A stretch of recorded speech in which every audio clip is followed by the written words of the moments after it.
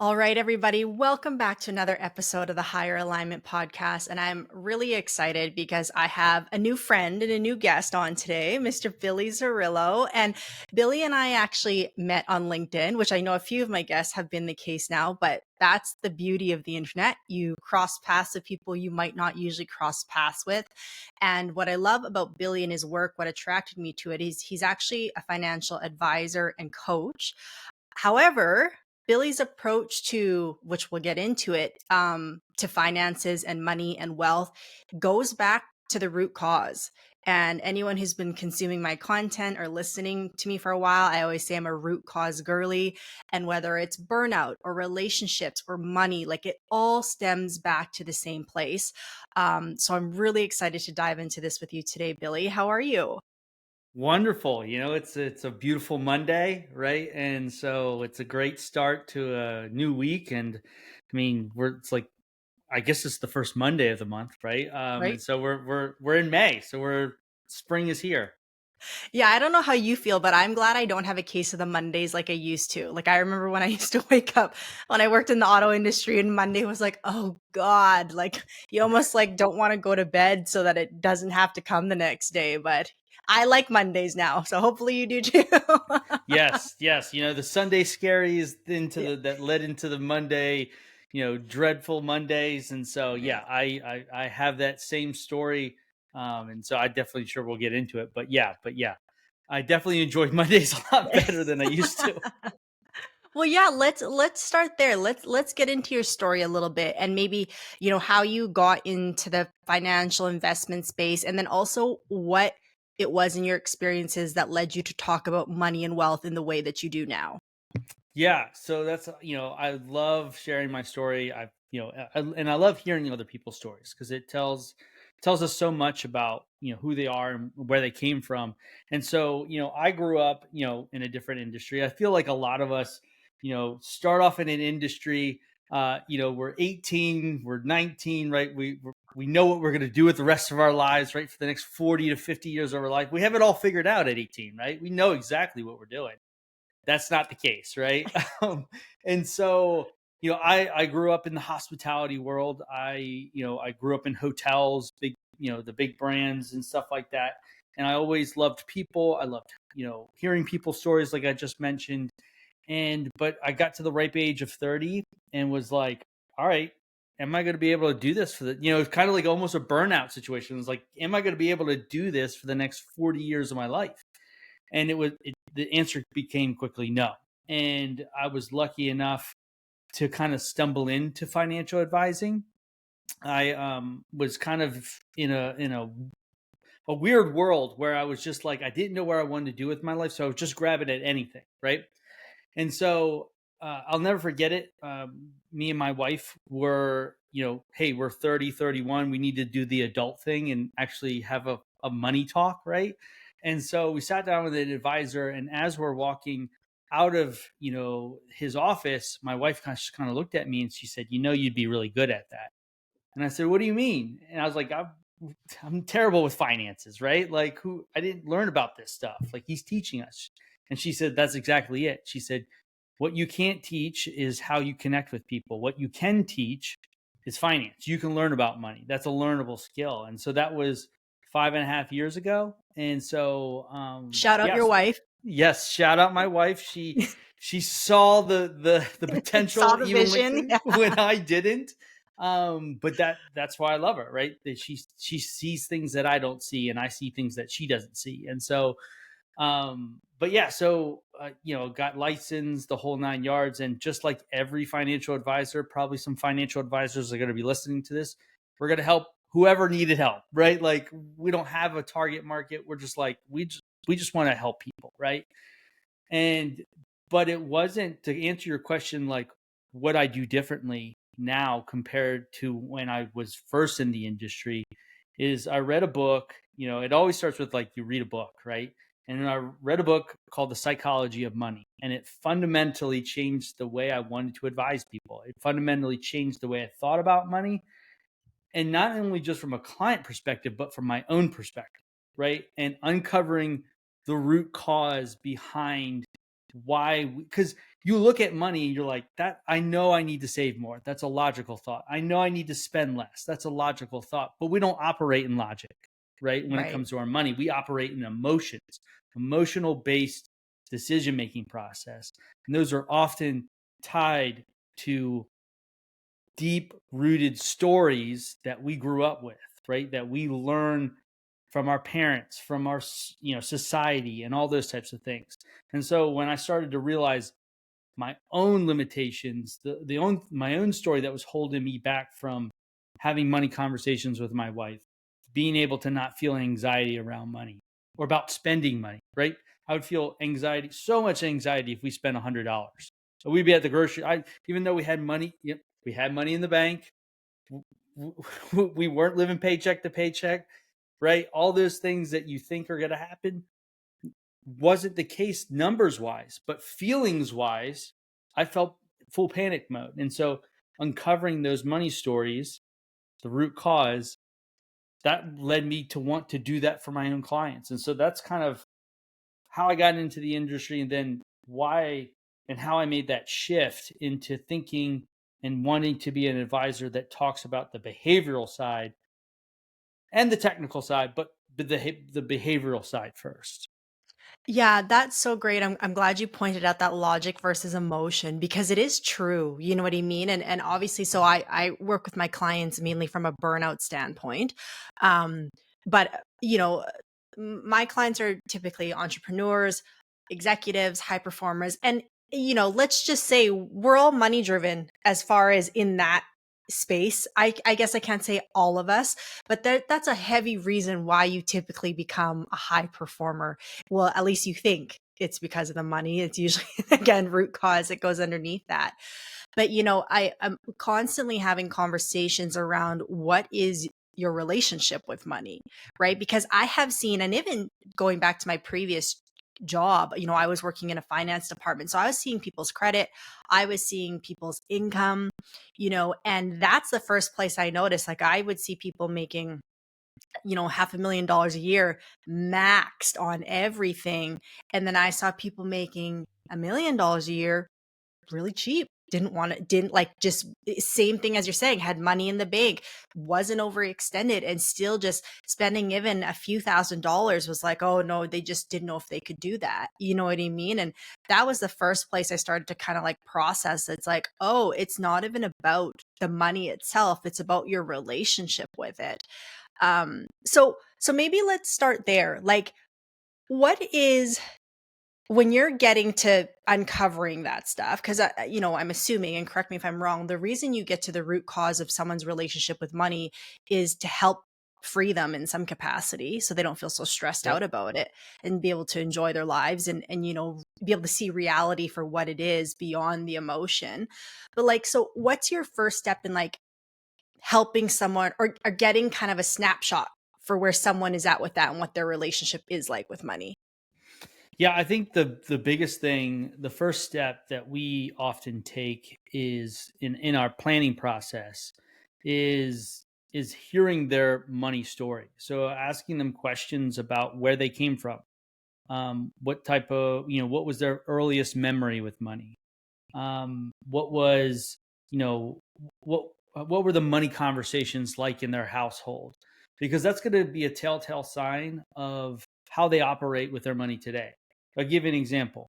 My parents argued about money a lot. I mean, I don't remember them doing anything else but arguing about money. I grew up with a very negative feeling around money, right? That's where that anxiety came from.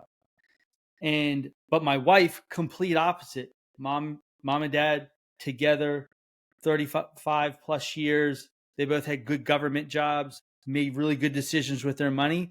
So when it came to spending money with her, it just became there was no hang up, there was no issue about it, right? Or talking around money, right? Like just having random conversations, where having a random conversation around money for me would just send me into full panic mode. And then you get into a fight, like, oh, I don't want to talk about this. Like, are you judging me? Are you saying I'm doing something wrong? And the other person's like, what are you talking about? We're just talking about it's just money, right? And two people with two different backgrounds, you know, they have two different reactions to money. And so that tells me a lot about where people are, like you said, they could be making a couple $100,000 a year and they feel self-conscious about their money, but on the outside they look like they have it all together. They have the high paying job, they have the car, they have the house, they have the family, but deep down inside they're in full panic mode because of the old patterns, the old stories that keep on repeat. And so they will always be where they're at because they haven't gotten past that hurdle, whatever that hurdle might be. And so that's where we normally start with people. It's just to say, like, what do we, people often want to think about when they sit down with a financial advisor or a coach or something like that, thinking about the future, right? 30 years from now, 15 years from now, what are we going to be doing? How are we going to invest our money? But the there's so much work that has to be done on the front end because you lived a full life already. You've experienced so much stuff. You've experienced trauma and all those different things. And all those things play a major role in how you make money decisions every day. Yeah, that's so yeah, that's so clutch what you just said there. And so like so going back to kind of what I said about I made the comment earlier about like, high performers, executives, entrepreneurs. Obviously, those are people who are typically hustle, hustle, hustle, want to make things happen. Money is, a motivator in there as well, too. Might not be all of it. But I actually was listening to a podcast earlier today on the Modern Wisdom podcast with Chris Mm, Williamson. I don't know if you've ever heard of it, but he referenced this quote he made in the past. And he said, super successful people often should be pitied, not envied. mm, And what he said around that is he's like, if you look at like a Jeff Bezos or someone who's made like uber wealth, he's like, most people do not want to be in their headspace. Most people don't want to go through their emotions and the problems they have to deal with in a day. And he goes, you have to ask yourself, what type of childhood or experiences has that person went through to feel like they need to prove themselves to that extent, yep. and so maybe we're not talking about Jeff Bezos, that's not as relatable, but let's talk about the executive who is making a few $100,000 a year, but they still feel like it's not enough, or they're still behind. Like, what is that to you? Like if I gave you that prototype, they're making, let's say, $250,000 a year. They have quote unquote security in their job. They've been there for a while. They're good at their job. They've proven themselves, but they still feel like they could potentially fall behind or it's not enough, and like maybe really tight with their money or trying to push it away. Like, what does that say to you, or what's the first thing that comes to mind when you hear that character type? Yeah. And it's a character type I run into a lot. And the one thing that I notice, right, I try to look for patterns, right, when I'm talking to people. And there's certain money patterns that I've noticed, right, with certain people, certain demographics and stuff like that and so forth. And the one thing that I noticed with like high performing, high income earning people is that they have been a lot of times they're trying to achieve an external type of validation. And what I have found is that, and I'm sure you find this at the same time, is that when we search for that external validation, it will never be enough, right? Because even when you get that award or you get that promotion or you get that raise, you're always going to be wanting more. And it's not necessarily a bad thing to want more, but when it becomes part of you, when it becomes your personality, when it becomes how you define yourself, it will never be enough. Like you look at some of the most famous people in the world. The one example that always comes to my head for some reason, and I don't know why, because there's a ton of them, but like I think about like Kate Spade, for instance, right? Kate Spade had it all. Had the brand, had anything that she ever could want. She had, right? She could snap her fingers and have it, but it wasn't enough, right? And she ended up tragically, taking her own life. But that just proves to you that like we're chasing these external things, validation, and the one question I always ask them is, well, what does wealth mean to you? And they give me some answer like, well, I can buy this, I can buy that. And I'm like, that's surface level, right? What happens when you buy all those vehicles? Then what? What happens after that? Well, I don't know. Well, it's because we never taken the time to clearly define what's important to us, what wealth means to us, what we want our wealth to do for us.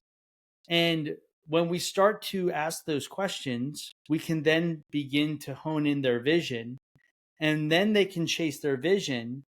And that is a much more worthwhile goal to chase after than just the next raise or the next promotion or the next, like, because there's people on social media that are here be like, oh, I'm chasing $1 billion. Do you understand how much money $1 billion is? It's a lot of money. Like, there's not a difference. Your life is not going to get significantly better, making from 400,000 to 500,000 or from 900,000 to a million. It's just not, your life's not going to get that much drastically bigger or better, bigger. Like, there's only so much things that you can buy that eventually that's going to fizzle out. You're going to burn out, right? In this case. And you're going to be like, why am I doing all this stuff? It's because we've never clearly defined what's important to that person. And we never take the time to do that. And then that's why we have burnout when it comes to, your career and making money, your relationships, all that leads into other parts of your life. 100%. I'm so glad you touched on that because it's true. Like with the talk of like making $1 billion, for instance. Maybe we'll lower that because it seems well probably unrealistic for Yeah. most people. But let's say even making $1 million.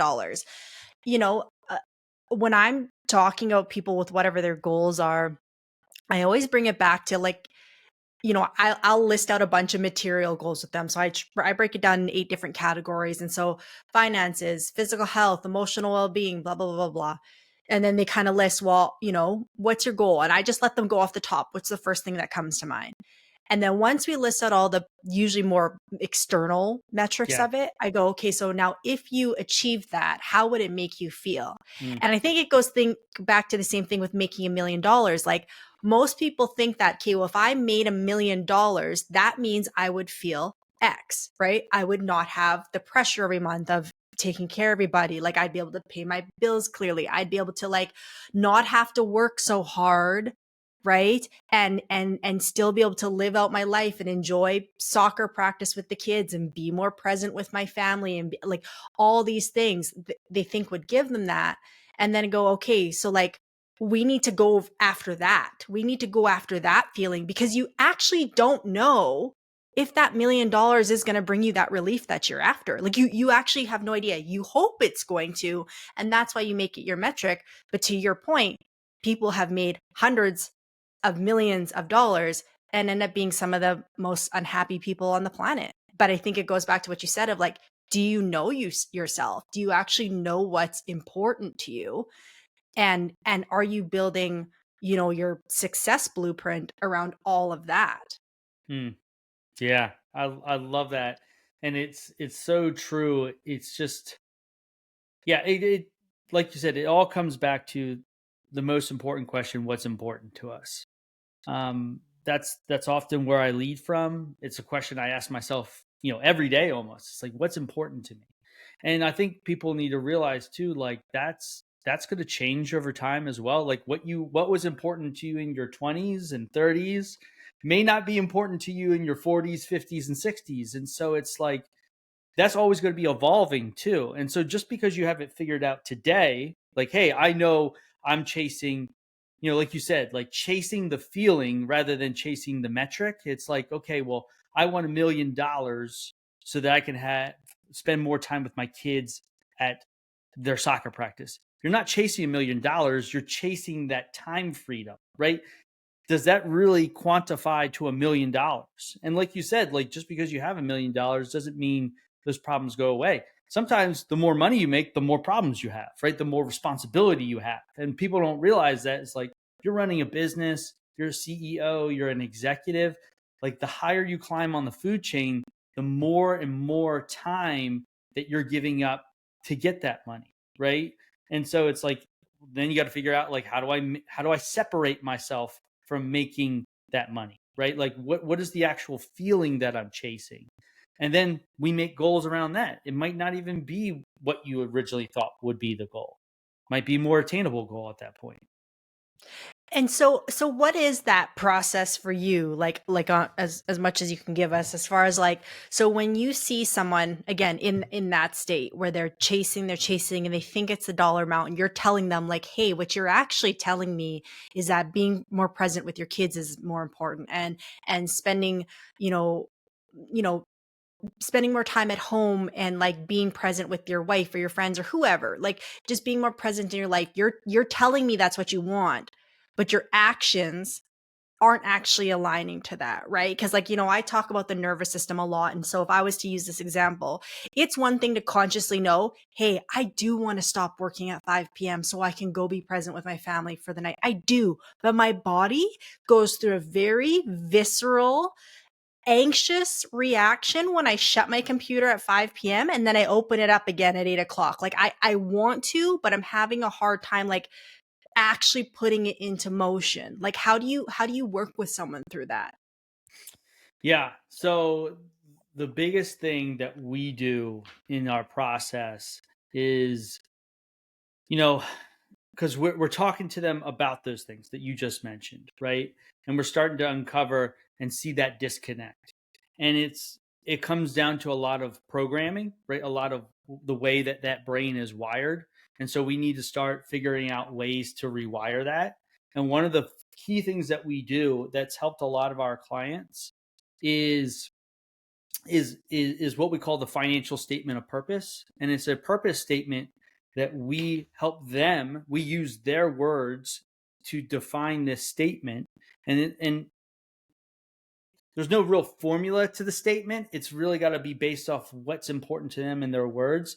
And we help them set goals around that specific statement, so that they can begin to rewire their brain. We're talking about their statement when we're talking to them. It's not like, hey, your investment accounts did X, or your money did this today, or which is all important, don't get me wrong, but it's having conversations in a different way about your money and setting those conversations up with them and showing them how to have those conversations with themselves and letting them know, like, just because you have awareness doesn't mean automatically tomorrow your mindset shifts and you're like, oh, I'm a new person, I'm fully aware, I'm good, right? Like I don't have to do anything. No, it took, if however long they've been alive, to program their brain that way. It's going to take some time to reprogram that their brain. So it's maybe taking little steps. Maybe it's, instead of shutting the computer down we want to shut down at 5, but maybe we usually work until 8. Maybe we shut it down at 6. Maybe we set some smaller parameter goal where they're weaning off of it, right? That's why I hate budgets. That's why I hate restrictive things like that, is because you go from 0 to 100. It's nearly impossible to make that habit stick. But I can go from maybe 0 to 10 miles an hour. Then all of a sudden, maybe we increase it to 15 miles an hour. Right. And now we're working our way towards that. And it's a progress rather than like, hey, if you don't do it tomorrow, it's not going to work, right? They're gonna check out, right? And so it's that ongoing conversations, that ongoing coaching that's really important around their goals. It's not just like, hey, here's your goals, go do it, good luck, hopefully it works out. It's rewiring that communication, that personal inner communication with yourself. Yeah, yeah, love what you just said. It does come down to that inner communication and the relationship you have with you, right? And I think that's where so many of us, myself included, have gotten caught up, is we're constantly with money, with career, with whatever the case is, as far as like validation, it's always about the relationship we have with the external world. And we haven't spent enough time reflecting on what that relationship is with ourselves, and until you take time to do that, you end up on that hamster wheel that you mentioned earlier of like external validation will never be enough. No matter what you think it is, it will never be enough because ultimately it's out of our control, right? Like anything external of us can be taken from us at any time. Yep. The only thing we actually have control of is what's within us. So it's like if you're going to base your quality of life and your definition of success on Mm, anything, like make that bet on something that you actually have control over, you know? 100%. Yeah. Yeah. Yeah. That is that's the one thing we need to focus on. Like you said, the things that we can control. What can control? We can control our actions, our attitude, how we show up.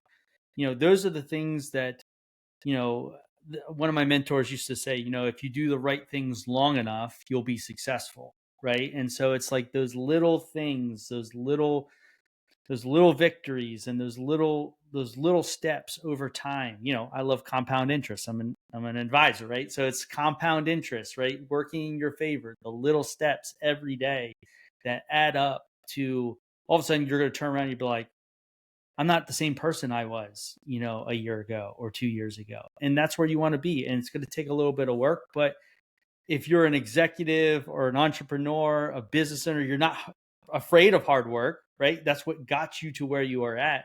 And so this is just going to take a little hard work, right? If you really want it, this is something you really want, you're going to make that effort. So, Yeah, 100%. Okay, I wanted to ask you some questions based on like some things I've seen with my own clients. So they'll stay anonymous, but but just to kind of get what your perspective on it would be. So I can think of I have a couple clients this applies to, but I'll use one specific situation, but it's the blueprint of the quote unquote challenge is the same. But I have one client who has done extremely well for herself. She's built her own business up. She's only 33, again, has done very, very well for herself. And through this process of her working with me, we've talked about how like some of her clients just aren't in alignment with her anymore. mm, Like she's just every day she's like she's just doesn't enjoy the relationship, doesn't enjoy the work anymore. And we've had these talks about like in order for you to attract in the dream clients that you want, we need to make space for them. So like sometimes the universe wants you to let go of what's no longer serving you anymore and kind of drop those that energy so that you have open palms that you can receive new clients with. But it's been a challenge for her. And like she grew up not well off, like didn't have any money as a kid, grew up hardcore in scarcity mode. Who says it like that? Scarcity mode. Grew up like she's been in fight or flight pretty much all her life, survival. And so now she's at a point where we said earlier she does not need to be in survival anymore. Like logically she is good and she is in a place where she can make these moves, but it's been a really big block for her. So like how would you talk someone through that, or what would you look at to help someone work through that scenario? yeah, that is a, uh, if I had a dollar for every time I seen that situation, I'd be pretty well off, right? In that sense. And I see that particular pattern a lot um in what you described, right? Somebody that grew up in a scarcity in a scarce world, right? With limited resources. And the thing is that they never want to go back, right? They never want to have to, well, it's a control thing, right? They want to be in control of their surroundings, they want to be in control of their situation. And when they were younger, they probably didn't feel like they were in control, right? A lot of the things were, they were young, they couldn't control a lot of what was going on around them. And so that's probably a key factor, is that she wants to feel like she wants control. And it's defining, what does that look like? What does control look like to her, right? And what does security look like to her? When we talk about financial security, often we get the generic answers. That might be like, oh, I just want to be able to pay my bills, or something along those lines. But it goes deeper than that, right? It goes way deeper than just being able to pay your bills. Like, yeah, that's great. Everybody wants to pay their bills, um, but it's almost like a sense of like, You don't know what's going to happen. And that goes back to that control. And what we would do in that scenario is to look at, I would try to pair the data along with the emotions, right? And so we would look at the data in the sense of, what does she currently have? What does she currently got going on? How long can she survive off the assets that she does have? And what would it look like to replace, if she were to fire those people, right? And fire those clients, and essentially, so that she can make room for the new clients to come in. What would that loss of revenue actually look like? And could she actually sustain that? Sometimes we don't even quantify what that actually would look like. And then that just builds on that fear, like, oh, I don't know what that's going to look like. Well, let's actually look that up. Right. And so I think the big thing is addressing the story, right? And coming up with goals to make her feel secure, right? To make her feel, to have her, help her feel that security, so that she can fully be confident in stepping out and saying, hey, like, thanks, but you know what, when I was in management, I told people I'd never fire them. I would just release them for other opportunities, right? Mm, So releasing somebody for other opportunities. um but yeah, I mean, it's very common to see that. I would let her know that too, but like, this is, this is a common thing. This is not something that's unique, which is good in this sense, because you want precedents, you want to give examples and stuff like that. But um yeah, addressing that control, that fear of control, the fear of the unknown, and then backing that up with data to be like, mm, hey, like, you're going to be fine. You're going to make, that's not going to be your story, right? You're in charge of your story. You're in control of it, right? So mm. um yeah. That's great. So it's like using the logical to set the like basis, right? So this is kind of worst case scenario. This is what we're dealing with logically, but then tapping into what you said as far as like just like having that faith, and then also, you know, like you said, you get to choose your story moving forward. Just because the story of the past, whatever your story of the past, does not have to be the story of the future, right? So then pairing that with the belief and the faith in yourself, but again, having that those numbers logically support a foundation of like, okay, we can do this, right? Yeah, I think another thing you pointed out really interesting, and it's something that I've done with people that have felt that, is just ask them, what is worst case scenario for you? Like, Right. let's talk about that. Like, Right. they have this thought in their head, like, we always think something's going to turn out way worse than it actually is, right? We're all guilty of that, right? We're always thinking of the worst case scenario. It's like, all right, let's paint the worst case scenario. What does that look like? And then she paints that picture, and I'm like, well, that's not what's going to happen here, right? Look at all these things that we have that's not going to be the case, Yeah. right? And Yeah. retelling the story, rewriting the story away from what she believes is going to happen. Ye And yeah, it's just setting, and like I said, and setting action steps, setting goals around those things to support her ultimate vision. yeah, you're right. Sometimes when you see, like, worst case scenario on paper, you're like, "Wow, what lunatic wrote this?" Like, "This isn't gonna happen. This doesn't even make sense." You know what I mean? Yeah, you have no precedence for what you're saying is going to happen. Like, that has to be, Totally. you know. Totally. It's like, Jesus, like, it really where my imagination is terrible. It's in the ditch right now. So, okay, I have a question now on the other side of things. So, I have had a couple clients who make great money, but then seem to feel like they're always overspending, or maybe they don't even define it that way, but like make good money. And then I have one client in particular I can think about. She every time she got a raise, she would be like, why am I still living paycheck to paycheck when I'm making more and more and more? Like, she had gotten like two pretty substantial raises in the last year, and she was like, it felt like she was like trying to get rid of it almost. And then I have another client I can think of, same thing, has done really well for himself and his family, and is like, we have so much coming in, but we also have so much going out, and it just and so that's adding extra pressure on him as the main provider, and you know what I mean? And it's just kind of like, okay, so what, there's like, again, there's a wiring going on beneath that. So I don't know if there's two different approaches you take to them, or if there's the same type of questions you ask, or what's your read on that? Yeah, so the first one, right, like I got raises and I'm still living paycheck to paycheck, which is, believe it or not, the stat that I last read that like over 50% of people who make six figures still live paycheck to paycheck.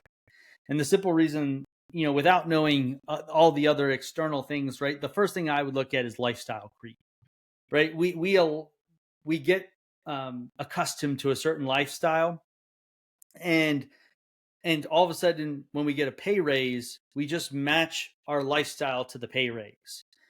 And so it would become a question of, all right, well, why is that happening?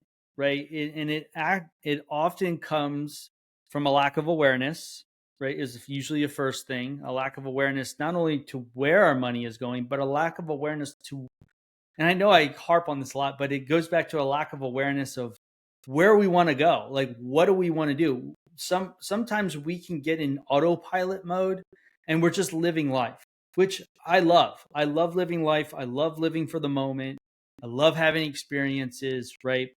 But there also has to come with some guardrails, right? And we need to be aware of, like I said, where our money is going, which when that's probably the biggest problem I see in high income earners is that they get to a level of income where they're like, I'm making good income. They know they're making good income.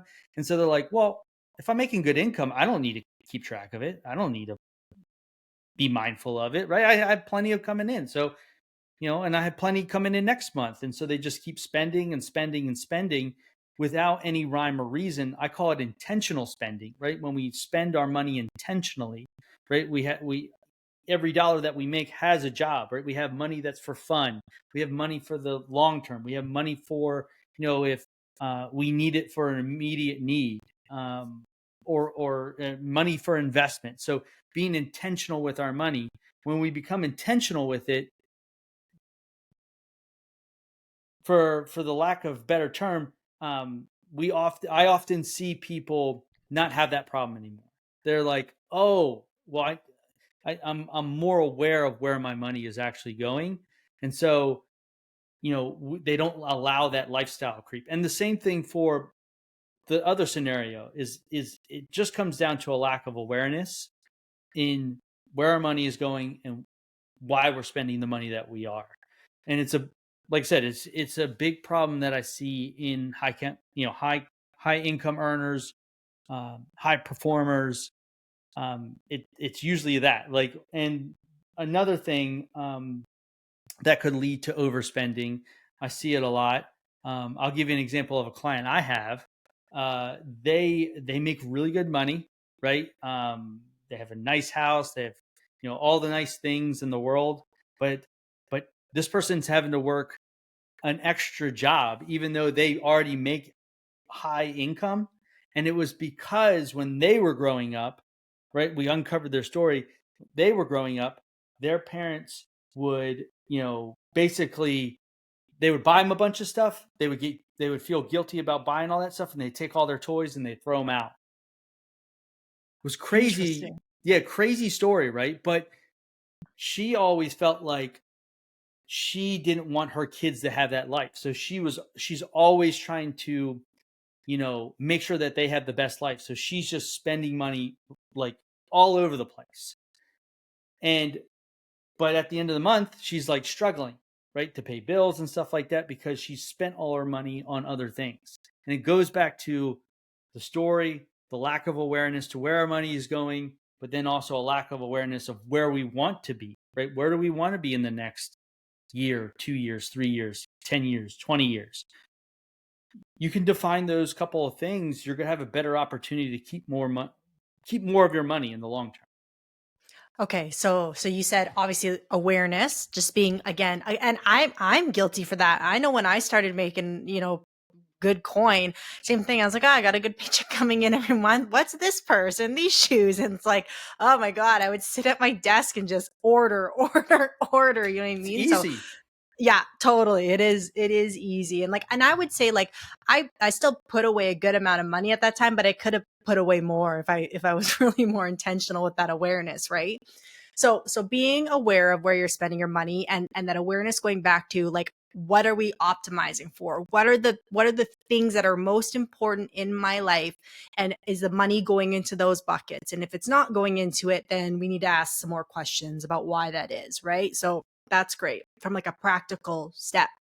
Now, going back to the root cause, so would you say then like finding out their money story, but like would that be a root cause wound of just being like not like there would be a negative story around money in the household, like that particular, like again the overspending, like what's the typical story as a kid that you would see if that's kind of what your behavior is now?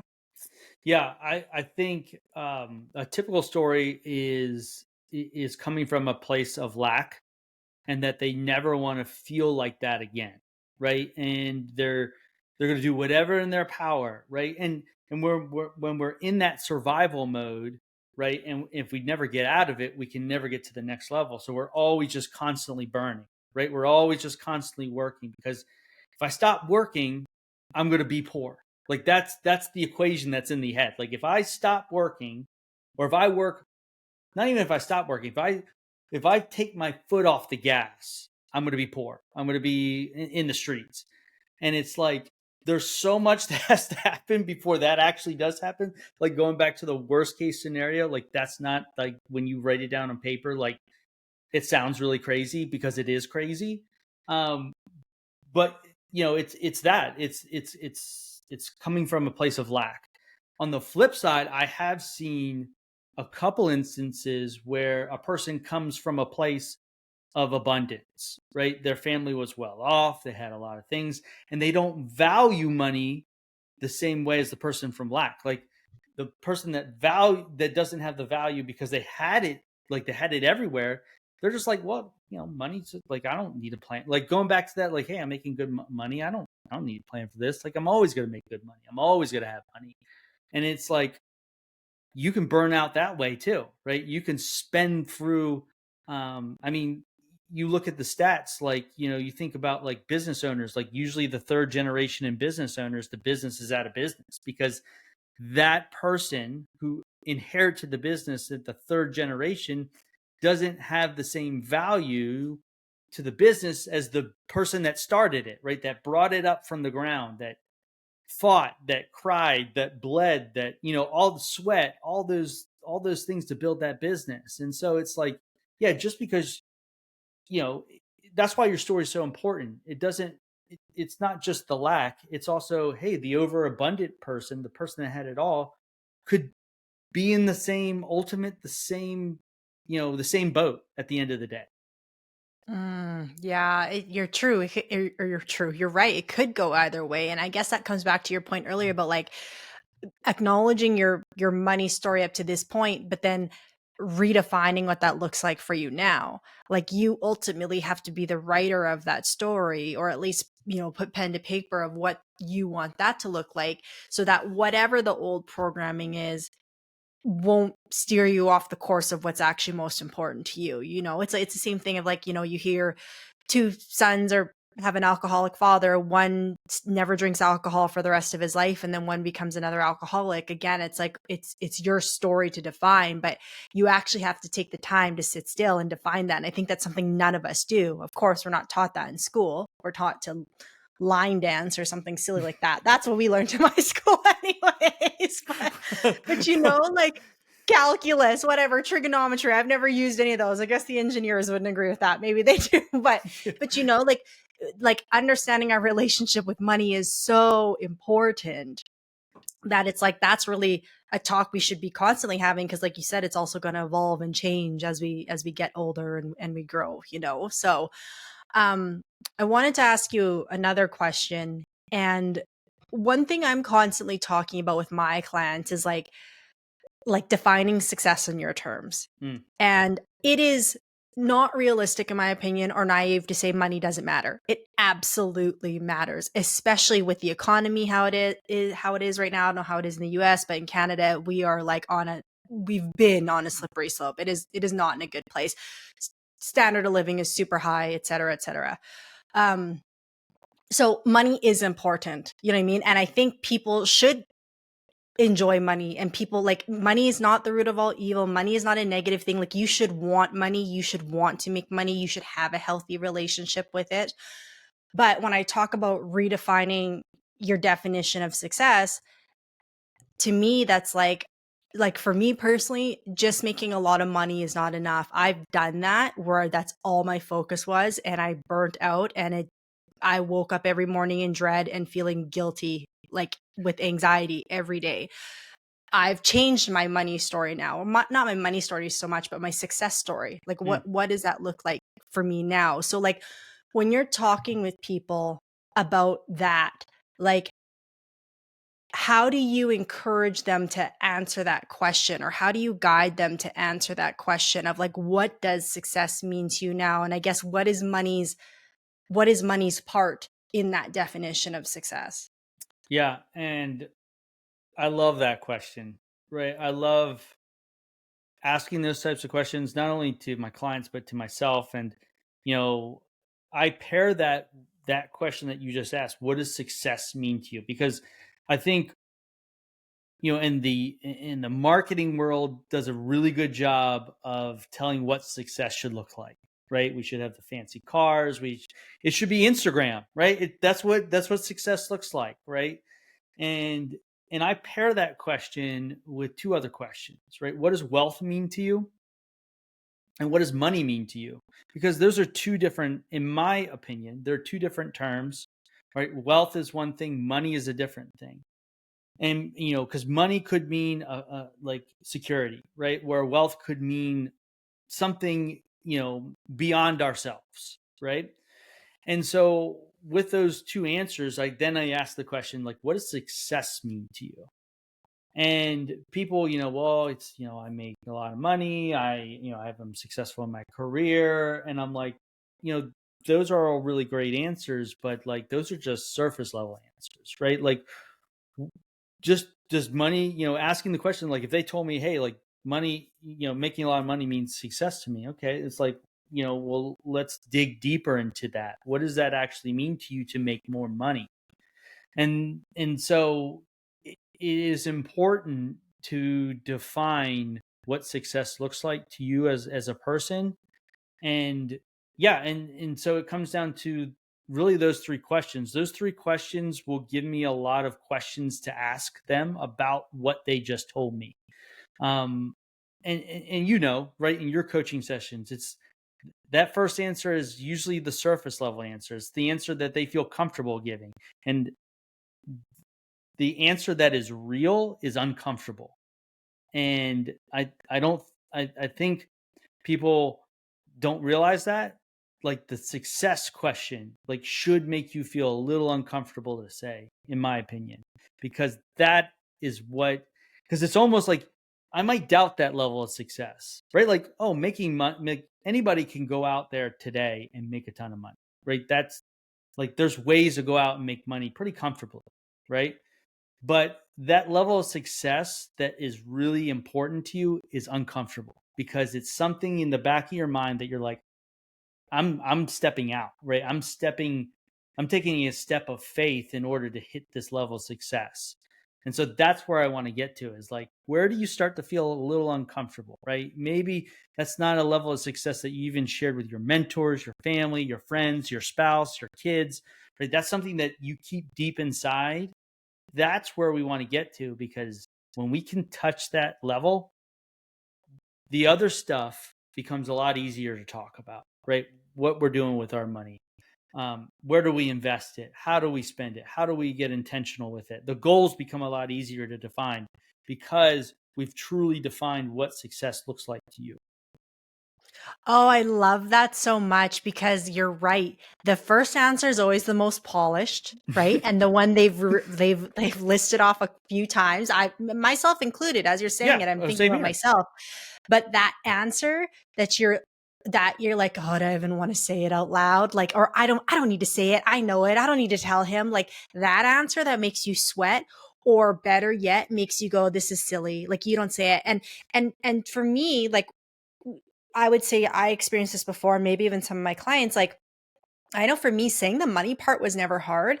It was like admitting that like I wanted like a husband in the process, and admitting that like I wanted, a person that can meet me on this level and can, that was the vulnerable part for me to say. That's what made me squirm internally and be like, do I even want to admit this? And, I would say I work with men and women, but I think that sometimes that's the hardest thing for them to express. It's like in like my clients, the money part almost isn't too hard. Like it's still a little bit uncomfortable, but admitting like the part that would like gravitate towards their heart and fulfill their heart and their peace of mind, that's what they have a hard time admitting. But you're right. That's when you're really talking about what success truly means to you, is because you're like almost scared to utter the words. Yeah. Or you're like thinking like, oh, if I tell her this, she's gonna think I'm stupid, or she's gonna laugh at this. Like that's the goal I want to hear, because that's what's important to you. Because it's easy to say I want to make $100,000 or $500,000 this year. It's like, okay, but yeah, that everybody wants to do that, but that's not going to get you up every morning, right? What's going to get you up every morning is that deep down, that answer that, like you said, brings a little bit of panic, almost like a little bit of fear. But then you're like, if I tell this person, then I have to do it, right? Like that's what I'm like. Yes, you have to do it. You said it, like Um, but yeah, I mean, because I remember when somebody did that for me, and just how transforming that was, and it became less about like how much money I'm making a month, and it became more about like how many people did I help this month, right? I knew if I helped X amount of people, that would translate into a certain amount of revenue, but it didn't become about the revenue anymore. It became about, or the profit, it became about how many people am I going to impact? How many people am I going to, help them get what they want?